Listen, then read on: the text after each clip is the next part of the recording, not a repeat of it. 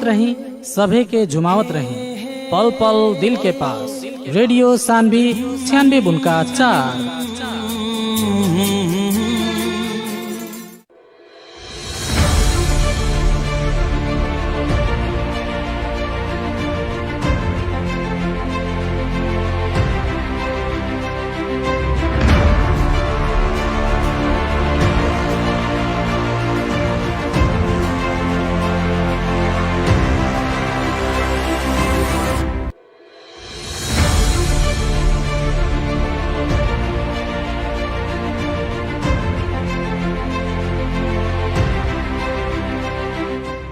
जी नमस्कार, प्रणाम। सुन रहल बानी radio Saanvi 96.4 megahertz. Radio Saanvi 96.4 megahertz पर आवेला कार्यक्रम स्थानीय सरोकार एतवार से लेकर सुख तक संझिया 5 बजे के भोजपुरी समाचार डायरी के बाद 6 बजे तक। कार्यक्रम स्थानीय सरोकार में हमने स्थानीय तह के स्थानीय स्तर में भइल समस्या के बारे में बातचीत करनी सन। एक जने अतिथि के भी लेके आवे नी सन और स्थानीय विषय वस्तु पर बातचीत करे के खातिर आज फिर से उपस्थित हो चुकल बानी हमेशा के जैसन कार्यक्रम प्रस्तुता राम मंडल, प्रविधि ओर से सोनम जी। और आज भी हमने बातचीत करें सन एक जने अतिथि से स्थानीय गतिविधि के बारे में। और आज विशेष करके बात हम कहें कि नेपाली कांग्रेस द्वारा देशभर विरोध प्रदर्शन भई रहे और देश भर के 77 जिला में विरोध प्रदर्शन के कार्यक्रम अनुसार जुड़ चुकल बानी। सबसे पहले श्याम सर, अपने के कार्यक्रम में स्वागत बा। धन्यवाद राम जी। जैसे कि 77 जिला में प्रदर्शन भइल, वीरगंज महानगर पालिका में भी आज अपने लोग प्रदर्शन कैनी है लगन। खास करके हमके श्रोता के बतावल जाओ रौरा लोग की प्रदर्शन के उद्देश्य लक्ष्य कारल। हमने के आज नेपाली कांग्रेस केंद्रीय समिति के निर्णय बमोजिम हुई 77 जिला के सदर मुकाम में विरोध कार्यक्रम का आयोजना कैलर। सबसे पहले साथी लोग के, देश भर के साथी लोग के लागल रहल कि नेपाली कांग्रेस चुपचाप बा, सरकार कितनो गलती करता था, नेपाली कांग्रेस ऊपर विरोध नहीं करत। ओकरे समझना करते हुए अभी नेपाल कम्युनिस्ट पार्टी के जो 2/3 के सरकार बा, दम्भ के साथ बनल सरकार सर्वसत्तावाद के तरफ उन्मुख बा। देश भर में कोरोना के नाम पर अपना सुन ले होकर देश भर के साथी लोग का अवगत ही हुई। कोरोना के नाम पर औषधि किने में व्यापक भ्रष्टाचार भइल बा। जहाँ तहाँ हमने के नेपाल के चेली लोग के बलात्कार हो रहा बा, बलात्कार किला के बाद हत्या हो रहा बा, लेकिन अभी तक ले वो कार्रवाई नहीं के होकर सकल। देश में चारों तरफ अशांति बा, भ्रष्टाचार ही भ्रष्टाचार बा। जनता के देश में सरकार बा कह के अनुभूति नहीं होकर। हमने के कुछ दिन पहले नेपाली कांग्रेस के वरिष्ठ नेता रामचंद्र पौडेल जी के सरकारी गुंडा लगा के उनका के हिरासत में लेवल गई रहे। इस सब कारण भी बा। लोकल स्तर में हमने के का एक और महत्वपूर्ण कारण बा जे कोरोना के नाम पर जो हमने के नाका के बंद कर गई बा, नेपाल भारत के नाका। कोरोना के बहाना बना के हमने के मधेश के साथ तराई मधेश के जनता पर अत्याचार ही सरकार कर रहा बा। इस सब यावत समस्या के लेके नेपाली कांग्रेस आज आंदोलन कैला। जी, जैसे कि अब आंदोलन के जरूरी खास करके अभी सरकार 2/3 के बा, रौरा लोग के आंदोलन सिर्फ कैला से इस सब समस्या के समाधान हो जाए जैसे लागत है? अभी तक ले इतिहास बा नेपाल में का संसार के ही इतिहास बा। कोनो भी तनाशाही सरकार, कोनो भी अधिनायकवाद सरकार के जनता रोड में आके उस सरकार के धूल चटेले बा। नेपाल में भी वैसा इतिहास बा। नेपाल में भी राणा शासन लोग समझत रहे जी देश में हमने के शासन रही, शासन कभी हटे वाला नहीं के। लेकिन ये नेपाली कांग्रेस आंदोलन करके राणा शासन से देश के मुक्त करेला। ओकरा बाद शाह वंश के राजा काली जहानिया शासन हमने के देश में रहे, वो शासन के से इस देश के मुक्त करेलक। वैसे ही कम्युनिस्ट पार्टी के सरकार भी समझ रहा बा जब हमने के 2/3 के सरकार बा, हमने जति चाहे जति करे। नेपाली कांग्रेस भी शुरू में चलक जे नेपाल के जनता हमने के नकार के कम्युनिस्ट पार्टी के वोट दे के सरकार में लिए बा, तो यू के काम करे दिया। यही से कुछ नैतिक रूप से सरकार अच्छा काम करो कह के हमने भी एक हिसाब से शांत रहनी सन। लेकिन जहाँ तहाँ भ्रष्टाचार बा, कोरोना के नाम पर तो ये सरकार भ्रष्टाचार का हर एक सीमा नाप चुकल बा। जहाँ तहाँ कहीं भी अपने हमनी नेपाल के नागरिक बनी सन, हमनी के अभी तक ले कहीं भी कोरोना के उपचार के मामला में अनुभूति ना भइल जे ई देश में सरकार बा, हमनी के कुछ होई तो हमनी के सरकार बा, हमनी खातिर देखी। स्थानीय स्तर में कैसन पौनी अपने स्थानीय अब एगो स्थानीय हमनी के वीरगंज परसा जिला तो सबसे हॉट स्पॉट जैया बनल रहे, कैसन पौनी यहाँ के सरकार लोग के हॉट स्पॉट बनला पर ई बात भइल कि यहाँ के जितना भी स्थानीय सरकार प्रमुख लोग भइल वो लोग राजाई आ गए रहे कोरोना के नाम पर जथाभावी बिल बना के। वो लोग की इच्छा हुई जो ऐसा के समय हरदम बनो रहो कि कोरोना के नाम में लूट तंत्र मचावत रहे। यही से देखी कहीं भी भ्रष्टाचार के नियंत्रण करे खातिर अख्तियार दुरुपयोग आयोग के गठन भइल बा देश में, लेकिन वो भी अभी कम्युनिस्ट पार्टी के सरकार के सामने पंगु हो गई बा। ज्यादा अख्तियार के लोग चिट्ठी काटता, जांच पूछ छानबीन करे के चाहता तो सीधे धमकावल जाता, तोरा हमारा 2/3 के सरकार बा, तोरा पर अविश्वास के प्रस्ताव हम विशेष प्रस्ताव लिया के तोरा के हटा सकता। ऐसे चारों तरफ अराजकता बा, न्यायालय में भी वैसे ही अराजकता बा। न्यायालय भी जो न्याय देवे के चाहिए सरकार के प्रेशर पर जौना हिसाब से न्यायालय चले के चाहिए वो नहीं है। अख्तियार दुरुपयोग आयोग निष्पक्ष रूप से जो छानबीन करे के चाहिए, जहाँ भ्रष्टाचारी लोग बा ओकर कार्रवाई होवे के चाहिए, वो भी नहीं की लोग। इसे चारों तरफ अराजकता बा। अराजकता के नियंत्रण करे वाला जो निकाय होला वो भी मौन बा, वो भी सरकार के प्रेशर पर बा, सरकार के नियंत्रण में बा। यही से चारों तरफ ऐसन भयावह स्थिति राम जी हमनी के अभी तक ले इतना आयु हो गई और शुरू से भी राजतंत्र में भी ऐसा भयावह स्थिति ना रहे जो स्थिति नेपाल कम्युनिस्ट पार्टी के सरकार इस देश में कर रहा बा। चारों तरफ तबाही बा। जैसे कि वो लोग कहेला लोग हमनी के 2/3 की सरकार कम्युनिस्ट बा, बहुत सारा काम कैलक। प्रधानमंत्री जी भी कहनी सरकार के लोकप्रियता देख के जे डेराइल बा, जे आतंक में बा, उ लोग सरकार के विरोध करता, बाकी सब कुछो ना हो। उ लोग कहला हमनी बड़का बड़का प्रोजेक्ट बना देनी सन, जैसे कि पानी जहाज बना देम सन, ओकरा बाद रेल तो खैर लियाइए देले बा लोग, चलत तो नहीं खे अभी, फिर भी रेल लिया देले बा लोग, तो इतना तो बढ़ले बा उ लोग के काम नु। राम जी हमनी देश के नागरिक बानी सन। पानी जहाज के तो बात अपने छोड़िए दिए, रेल के जौन बात हो रहा बा सरकार से पहले ही रेल के पूर्वाधार सब तैयार हो चुका है। जनकपुर के रेल के जौन बात कर रहा बा ये सरकार करे वाला काम कुछ नहीं है कैले। हाँ कहता जो हम सब कैले बानी, लेकिन ग्राउंड में कथी कैले बा सब जनता के मालूम बा। देखिए देश भर में पूरा विश्व भर में हमनी को विचित्र हमनी के देश में सरकार बा। विश्व भर में कोरोना के विरुद्ध में लड़े खातिर सब सरकार तदारुकता के साथ पूरा क्षमता के साथ कोरोना के विरुद्ध के लड़ाई में लागल बा। हमनी के देश के सरकार काथी कहता कह दिलक जे कोरोना मरीज लोग अपन PCR परीक्षण अपने कराओ, अब कोरोना हो जाता तो अपन इलाज अपने कराओ। अब बताई जौन सबसे जिंदगी के सबसे महत्वपूर्ण चीज स्वास्थ्य होला, उसके बाद शिक्षा होला, ओकरा बाद पूर्वाधार के तरफ देखल जाला, यानी कि आदमी के बाँचे पावे के अधिकार जौन बा खास करके वो भी हनन जी राम जी जौन चीज देश के जनता के सबसे हर एक नागरिक के सबसे महत्वपूर्ण में गिनल जाला स्वास्थ्य, स्वास्थ्य पर सरकार के ध्यान नहीं है तो कथी कर सकता है सरकार। अच्छा एगो बात का बाकी सरकार जब गठन भइल, जब इथे चुनाइल, जब कम्युनिस्ट सरकार ओकर नारा का बा कि हमनी के सिंह दरबार घर घर में पुगा दिले बानी सन, यानी कि सिंह दरबार तो अभी तक ले सिंह दरबार में रहे और अभी घर घर में आइल बा।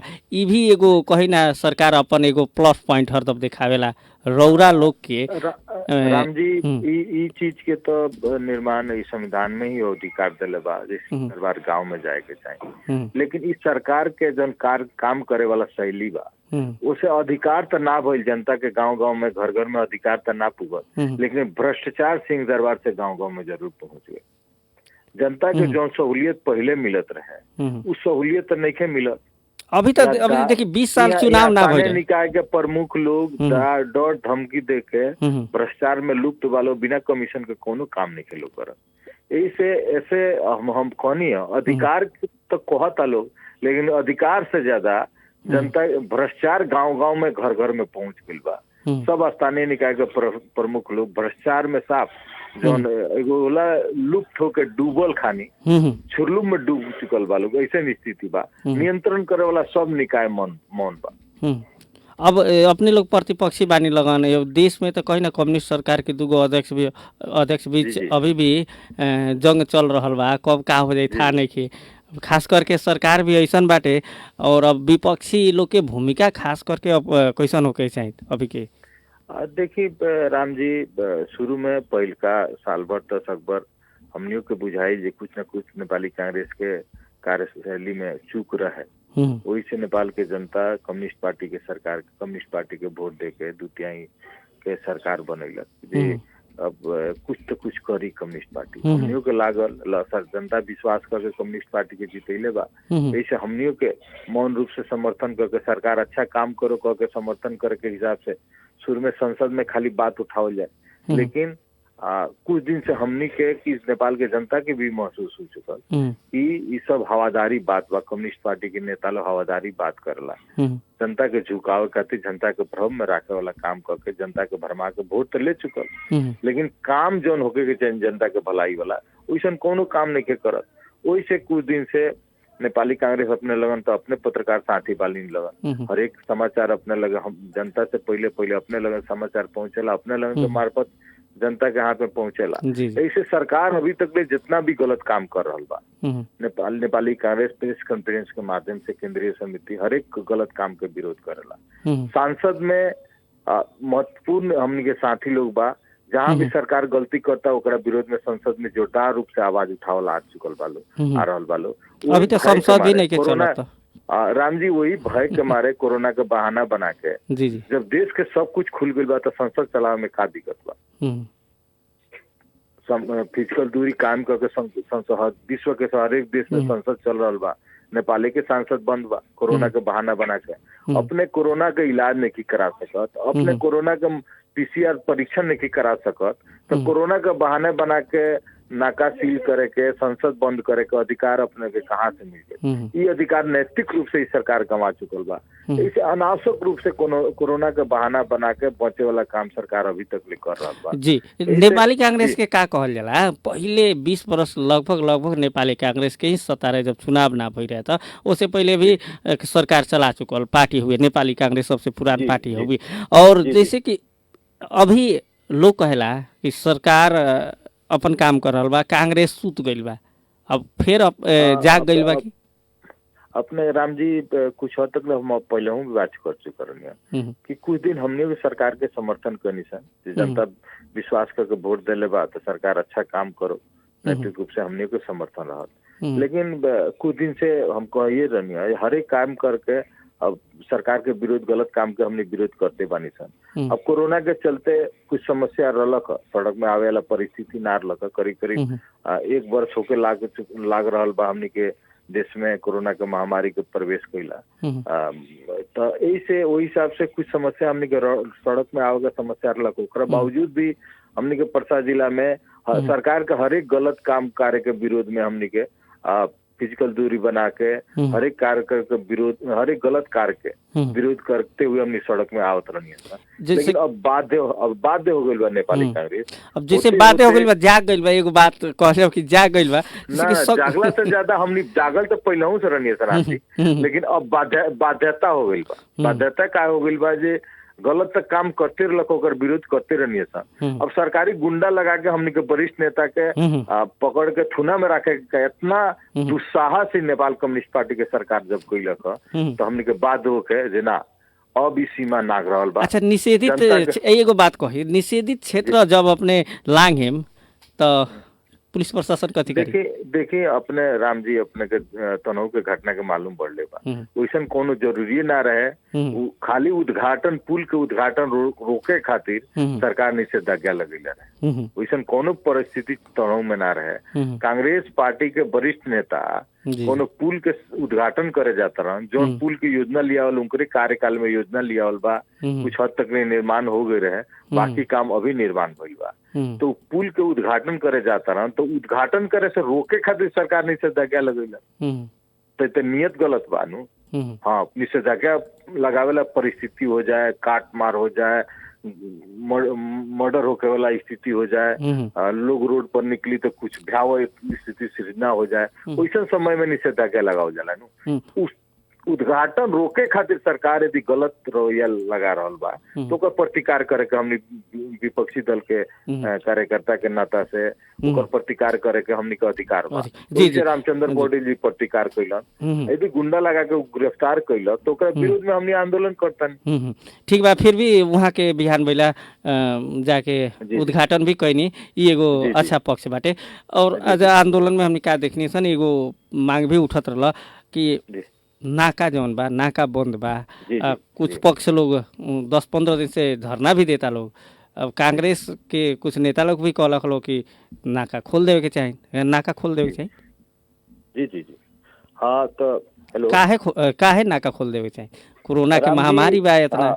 हाँ राम जी, हम अपने से पहले भी कह चुके हैं, जौन सरकार कोरोना के पीसीआर परीक्षण करा नहीं के सकत अपना कार से, जौन सरकार कोरोना बीमारी लोग के इलाज नहीं के करा सकत, जो जनते अपना से सब कुछ करे के बा, तो उस सरकार कौन नैतिकता से नाका बंद कैले बा? नैतिकता तो नहीं के उस सरकार के। सरकार अपन पार्टी के जी जी, यानी कि उन्हें से जितना भी कोरोना आवे देवे के चाहिए था कि ना? ना वो बात नहीं के, वो बात नहीं के राम जी। कोरोना भारत से ही खाली नहीं किया हुआ, हमनी के देश में कितना कोरोना के मरीज वालों को मूल्यांकन हमने लगे नहीं खेनू। यही से हमारा देश के कोरोना पेशेंट के इलाज नहीं की सरकार करा सकत, तो बाँचे के जिए के अधिकार से वंचित करे के अधिकारी सरकार के कहाँ से आ गए? हमनी के भारत से बेटी रोटी के संबंध बा, हर एक चीज हमनी के कुछ काम पड़ेला तो भारत जाए के पड़ेला, भारत के बॉर्डर साइड के लोग के नेपाल आवे के पड़ेला, तो हमनी के बेटी रोटी के संबंध टूरे के अधिकारी सरकार के छेद देला। यानी कि नाका बंद कैले बा ओके कारण से। हाँ जी, तो वो नाका तो हमनी के दुख देवेला काम बा, आ जनता के दुख देवेला काम ही सरकार करी तो ओकरा विरोध में नेपाली कांग्रेस उतरबे करी। हमनी पहले भी जिला कमेटी से निर्णय करके नाका अविलंब सरकार खोलो करके हमने ज्ञापन पत्र भी प्रधानमंत्री लगे बैठा चुकल बानी। आज के आंदोलन के हमनी के इहो एगो मांग रहलक कि अनावश्यक रूप से कोरोना के बहाना बना के सरकार कोरोना के इलाज नहीं के करत, सरकार में कोरोना के नियंत्रण करे वाला कोनो काम नहीं के करत, तो अनावश्यक रूप से जनता के दुख देवे वाला काम करे के अधिकार एक कहाँ से आगे? जैसे अविलंब नाका खोलो ना, तो इहे लेके हमने भयावह आंदोलन करब। जी, ई तो भइल चेतावनी भी सरकार के बा। जी, ई तो भइल संघीय सरकार के चेतावनी भइल। प्रदेश सरकार स्थानीय सरकार के थोड़ा सा बात कैले हमने के स्थानीय तो हमें पर्सा जिला के स्थानीय सरकार लोग के गतिविधि या फिर स्थानीय सरकार में भी नेपाली कांग्रेस कहीं ना विपक्षी के जैसन ही बा, यहाँ भी बहुमत में नहीं खे है कि ना, बहुत जगह विपक्षी में बाटे। तो खास करके तो नेपाली कांग्रेस के पर्सा जिला में भी तो उपस्थिति थोड़ा सा कहीं ना कि कमे देखल गई बाटे गतिविधि पछिल्का दिन में। देखिए, स्थानीय सरकार में तो मिलीजुली सब लोग के सरकार बा। 3 जगह हमने के नेपाली, 14 जगह में 3 जगह नेपाली कांग्रेस के प्रमुख लोग बा, सब पार्टी के प्रमुख लोग बा, जनता समाजवादी पार्टी के बालो, नेपाल कम्युनिस्ट पार्टी के बालो, हर एक पार्टी के प्रमुख लोग बा पर्सा जिला में। ऐसे समग्र रूप से विपक्षी पार्टी के ना अपनो पार्टी के नेतृत्व में कर रहा साथी लोग के हमारा आग्रह बा कि जनता के भलाई के काम करल जा, अच्छा काम करे तो फिर चुनाव जीत के आए। ज्यादा 24 घंटा कमाए के ध्यान ना देवल जाओ, जनता के भलाई के काम करें जो जनता अपनों के भलाई करी। जनता के दुख देम तो बिहान के दिन में जनता बहुत बड़का बड़का लोग के औकात देखे ले बा, अपने लगन के भी अपने लगन के घमंडी जनता चूरी। ऐसे सब साथी लोग का हमारा आग्रह बा ये पर्सा जिला में जितना भी पालिका प्रमुख वालों, नेतृत्व में वालों, जनप्रतिनिधि साथी लोग के कि जनता अपने लगन के विश्वास करके वोट दे के जीतेलक, ये अपने लोग जनता के भलाई के काम करें, वही तरफ अपन ध्यान केंद्रित करी तो अच्छा रही। जनता की भी भलाई हुई, पर्सा जिला के भलाई हुई तो अपना लोगन के भलाई हुई, ये पर केंद्रित रह के काम करी लगा। हमारा आग्रह बा ना, तो जनता तो सबके जवाब एक दिन देवे करी। जी, जैसे कि पार्टी एगो जैसे कि अपने सचिवानी पर्सा नेपाली कांग्रेस के जिसकी अपने लोग के जहाँ स्थानीय तह के सरकार बा, स्थानीय तह के प्रमुख लोग बा लोग, खास करके पार्टी जोन बा वहाँ कितना दबाव देवेला या फिर कितना समन्वय करेला लोग स्थानीय तह के प्रमुख से कि यहाँ भी तो लोकप्रियता बढ़ावे के पड़ल नेपाली कांग्रेस के, और जगह तो हईले नहीं के। राम जी, एगो विचित्र स्थिति हमने पर्सा की जन और जिला के का स्थिति बने की कह, लेकिन पर्सा जिला में जनप्रतिनिधि लोग में एगो विचित्र स्थिति हमने सृजन भइल देख रहा बनी। कुछ दिन पहले कोरोना के समय में पर्सा जिला के तीनों पार्टी के प्रमुख लोग से बैठ के मीटिंग में बातचीत होते रहे। सब साथी लोग के, सब पार्टी के प्रमुख लोग के ये गुनासो बा कि जितना भी जनप्रतिनिधि वालों चुनाव लड़े के बेरा तक कांग्रेस, कम्युनिस्ट, जनता समाजवादी पार्टी के नाम से टिकट लेके चुनाव जीत के लड़ गए लोग, चुनाव जीत गए लोग, तो अब वो लोग अपना के बाहुबली महाराजा समझता लोग। जी जी, पार्टी के अभी पार्टी के कोनो जरूरी नहीं के, पार्टी के नियंत्रण में कायम था केहू नहीं के, सब लोग व्यक्ति के नियंत्रण बा, सब लोग अपना के महाराजा राजा समझता लोग, सब लोग अपना बाहुबली समझे। ये विचित्र स्थिति बा अभी परसा जिला का, और जिला के का स्थिति बा हम ना कहें, लेकिन परसा जिला में हर एक पार्टी के, कांग्रेस से ना कहें, हर एक पार्टी के जे भी जीतल वालों जनप्रतिनिधि लोग, वो लोग के ये अपना मन में हो गई बा जो बाहुबली हो गई बानी। अब हमरा सामने बाकी कुछ नहीं के, हमरा अभी पार्टी के जरूरी नहीं के, अब जब जरूरी पड़ी तो फिर पार्टी खोजे आई लोग, साल भर बाद जरूरी पड़े वाला बाटे, लगभग साल 5 वर्ष के ये स्थिति समग्र में जितना भी जनप्रतिनिधि लोग के सब पार्टी के कहते हैं, हम अपने पार्टी में सब पार्टी के जनप्रतिनिधि लोग के करीब करीब परसा जिला में ये स्थिति बा। तो साल भर बाद फिर से चुनाव हुई, 1.5 साल बाद 5 वर्ष के भीतरे स्थानीय तह के चुनाव होके के संवैधानिक व्यवस्था जौन बाटे, तो 5 वर्ष के भीतरे चुनाव हुई तो ये लोग फिर पार्टी खोजे आई लोग, तो रौरा लोग के अब सबक का सीखले बानी लोग, रौरा लोग के आगामी एजेंडा अब कैसे जाम लोग? सबसे बड़का सबक और साथी लोग भी सीख ले होके, हम हमार अपन बुझाई जौन बा साथी लोग में करीब करीब चर्चा भी बा, जैसे बहुत पार्टी के साथी लोग पैसा वाला के देके पार्टी में जे एक दिन भी काम नहीं खे कैले, जरा पार्टी के प्रति लगाव नहीं खे, जरा जनता से कोनो लगाव नहीं खे, जे जनता के भलाई खातिर अभी तक कोनो काम नहीं खे कैले जी, वो पैसा वाला पैसा के बल पर, पैसा के दम्भ पर टिकट ले लेलक या टिकट किन लेलक, वैसा लोग चुनाव जीत के गईल तो ना वो पार्टी के भरोसे में काम कर रहा बा, ना वो जनता के भरोसे में काम कर रहा बा। ऐसे सबसे बड़का अभी एगो सबक का सीखल गई कि टिकट ना बेचे के पड़ल, जी टिकट ना बेचे के पड़ल तो उमे तो अपना ही लोग के तो गलती बानू, पहले टिकट बेचे के बेरी होला, वैसे शहर संग्राम जी छाती में हाथ रख के शहर से बात स्वीकार कर रहा बानी कि पैसा से टिकट बेच के यदि जनप्रतिनिधि हमने बनावता नहीं, यदि जनता दारू मांस पर वोट देता, यदि जनता पैसा लेके साड़ी पर बेचा जाता, पैसा पर बेचा जाता, गैस चूल्हों पर बेचा जाता, धारा पर बेचा जाता, तो वो जनता के दुख भोगल स्वाभाविक बा। वो जनता एक दिन अपन जनप्रतिनिधि हुए पैसा पर वोट बेच के जनप्रतिनिधि छनौट करी तो वो जनता दुख भोगवे करी। आज वही स्थिति काम करे वाला गरीब आदमी के, जो जनता में काम करता है, गरीब बा 24 घंटा जनता के बीच में रहता, जे जनता के दुख दर्द समझता, वैसा आदमी के अपने वोट देके जिताएम तो जरूर अपने के दुख सुख में काम लागी। हर एक पार्टी के नेता लोग से हमारा अनुरोध बा श्याम जी अपने के रेडियो के मार्फत से कि अपने लगन सुधरी, जनता के बीच में रह के काम करे वाला के भी अपने लगन टिकट दी तो सकबर सब लोग के भलाई हुई, परसा बासी के भलाई हुई, परसा भासी के भलाई हुई तो हमने सब लोग वही में रहें, सब लोग के भलाई हुई। यही से जनता के बीच में काम करे वाला राजनीतिक जनता जी राजनीतिक कर्मी बा, 24 घंटा जनता के बीच में रह के काम करता, ओकरे के आगाड़ी बढ़ावल जाई तो देश जिला आगे बढ़ी। जी बहुत बहुत धन्यवाद बा श्याम सर, अपने कार्यक्रम में आईनी। अंत में नेपाली जनता से, पर्सा जिला वासी से, महानगर वासी से का कहे? जी जी महानगर वासी से हमार अनुरोध बा कि अभी भी हमनी के देश से कोरोना नहीं खे गई, हाँ इलाज नहीं के हो तो वैसे कोरोना लौकत नहीं के, ऐसे सकबर स्वास्थ्य सुरक्षा कायम करते हुए मास्क लगा के बाहर निकली लगन, सकबर भीड़ भाड़ कम जाए, भीड़ भाड़ होके वाला जगह पर कम जाए लगन, आ बाहर से आई लगन तो साबुन पानी से हाथ धोई लगन। आ निर्वाचन अब बहुत जल्दी निर्वाचन आ रहा बा, ऐसे निर्वाचन के क्रम में वोट देवे के बेरा मांस दारू पर मत बेचाई लगन, पैसा पर वोट मत बेची लगन, जे अपने लगन के दुख सुख में काम लागी वैसन के आदमी के वोट देके जिताई लगन तो सबके भलाई हुई, अपने लगन सबके भलाई हुई तो हमनियों के भलाई हुई, हमनियों के भलाई हुई तो परसा जिला के भलाई हुई। ये हमारा सब साथी लोग से हार्दिक अनुरोध। जी श्याम सर, व्यस्त समय के बावजूद भी कार्यक्रम में आईनी, एक खातिर रेडियो सानवी के तरफ से धन्यवाद, कार्यक्रम प्रस्तुता राम मंडल के तरफ से भी धन्यवाद देते अभी खातिर विदा चाहते हैं। नमस्कार। धन्यवाद अपना के राम जी, हमार बात रखे के मौका अपने के अपन दिला।